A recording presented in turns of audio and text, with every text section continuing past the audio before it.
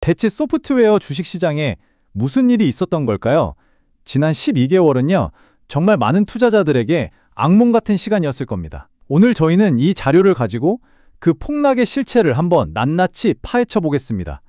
자, 그럼 바로 한번 보실까요? 이게 바로 지난 12개월 동안의 소프트웨어 주식 성적표인데요. 와, 온통 빨간색이죠?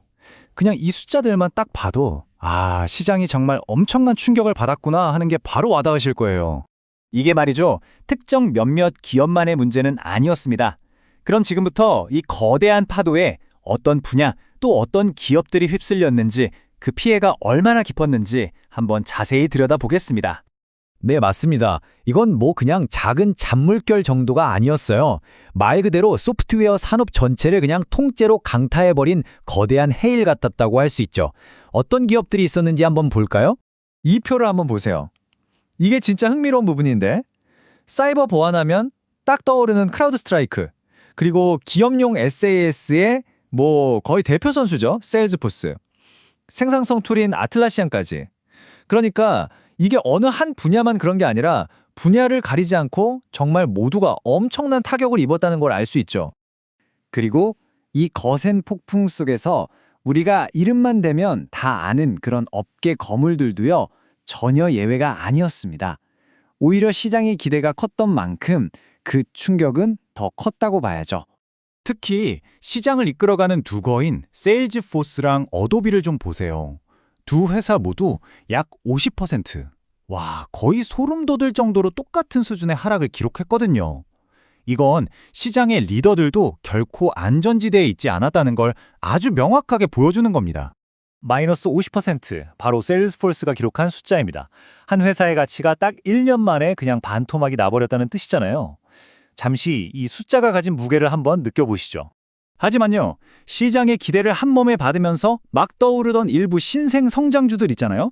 그들에게면 이 추락이 훨씬 더 혹독하고 또 가파르게 다가왔습니다. 이 그래프를 보면 정말 그 참상이 그대로 드러나는데요. 먼데이닷컴은 거의 80% 가까이, 아틀라시안도 76% 넘게 하락했어요.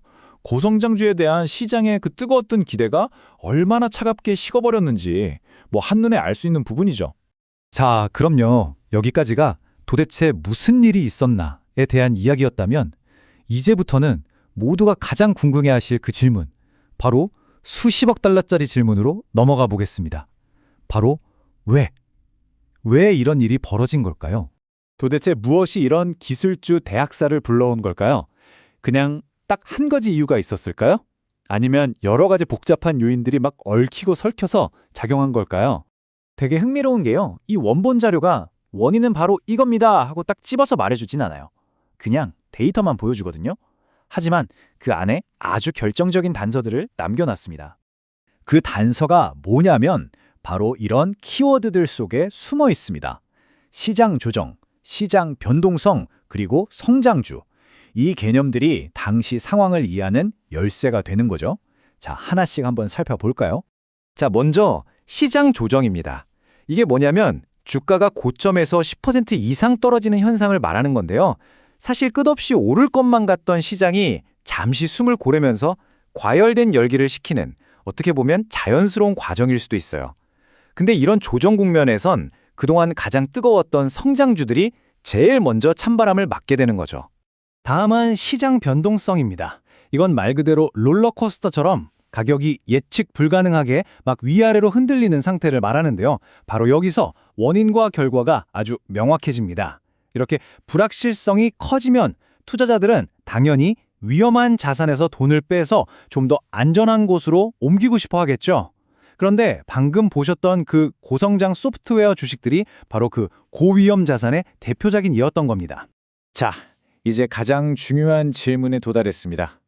이 모든 원인과 결과를 알게 된 우리, 그럼 이제 어떻게 해야 할까요? 지금이 투자할 타이밍일까요? 아니면 일단 후퇴해야 할 때일까요? 놀랍게도요, 그 해답의 실마리가 원본 자료의 면책 조항, 그러니까 아주 작은 글씨에 숨어 있었습니다. 시장 투자는 위험을 수반합니다. 평소에 그냥 지나쳤을 이 흔한 문구가 오늘따라 좀 다르게 들리지 않으세요? 핵심은 바로 이겁니다. 이 자료가 우리에게 내리는 임무는요, 지금 당장 사라 혹은 지금 당장 팔아라가 아니에요. 그것보다 훨씬 더 근본적이고 중요한 행동 지침을 우리에게 주고 있습니다. 네, 바로 이거죠. 첫째, 이렇게 충격적인 차트 하나만 보고 무섭다 혹은 와 지금이 기회다 이런 감정에 휩쓸려서 섣불리 행동하는 것에서부터 후퇴하라는 겁니다.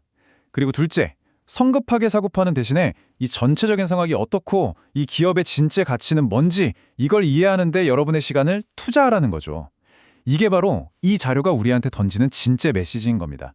다시 한번 강조하지만 저희가 분석한 이 모든 내용은 정보를 드리기 위한 것이지 절대로 재정적 조언이 아니라는 점 꼭 기억해 주시길 바랍니다. 자, 그럼 마지막으로 질문 하나 던지면서 마무리하겠습니다. 이렇게 변동성이 큰 시장에서 방금 보신 것과 같은 이런 폭락 차트는요, 과연 투자자에게 그저 넘어야 할 장애물일까요? 아니면 다른 사람들이 보지 못하는 새로운 기회일까요? 그 답을 찾는 여정은 이제 여러분의 몫입니다.